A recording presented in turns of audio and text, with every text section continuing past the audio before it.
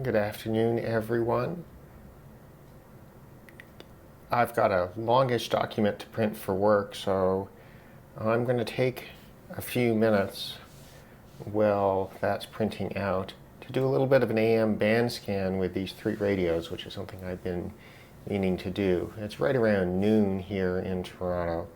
Actually, it's about 10 to noon, so I guess it's still good morning, I should be saying, but anyway.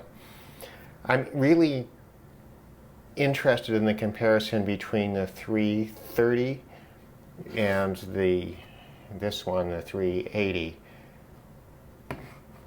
I've done a comparison between these two before, but we'll add it in. What I'm going to do is I'm just going to look at the daytime, noontime AM band here in Toronto. I'm essentially going to count stations, and I'm going to look at how many each of them picked up. My criteria for picking up is pretty loose. If it's vaguely intelligible, it counts. And then I'll come back once I've done that, and I hopefully printed off my document, and let you know how they all fared. I will say what's interesting is that the PL380 was considered pretty good, but was considered to be less sensitive at the top end of the band. So I'm curious to see whether the 330 continues with that. So I'm going to keep track of of which stations were received on which radio, and just to see if we can see any relationship there. The Sangean is pretty good. Really pretty impressive on medium wave. Would probably be more impressive with an external antenna as well, as could be done with the Tecsun as well.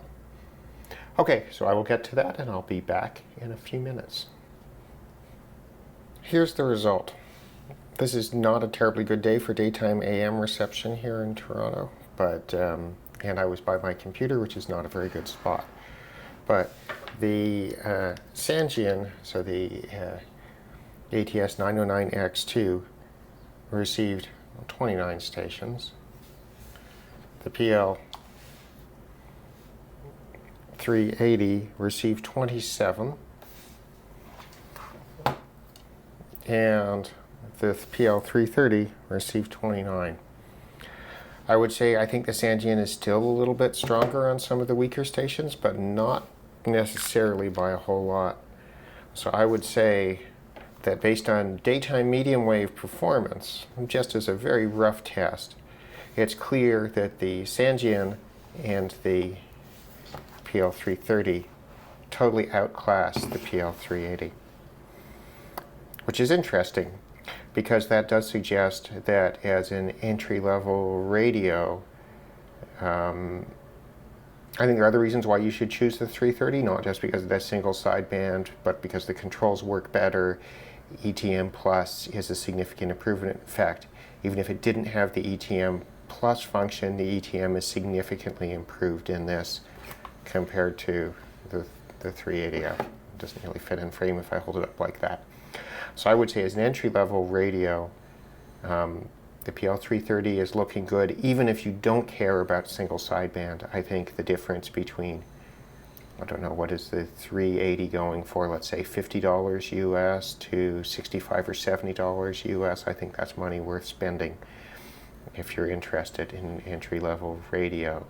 So I would probably say the PL330 is a good buy, and if you're getting into spending $50, you should probably just skip the PL380 and probably the PL310 ET and go directly to the 330 if you're looking at Tecsun radios, that is.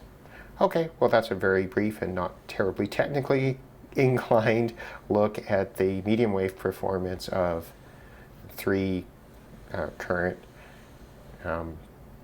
shortwave radios. Thanks.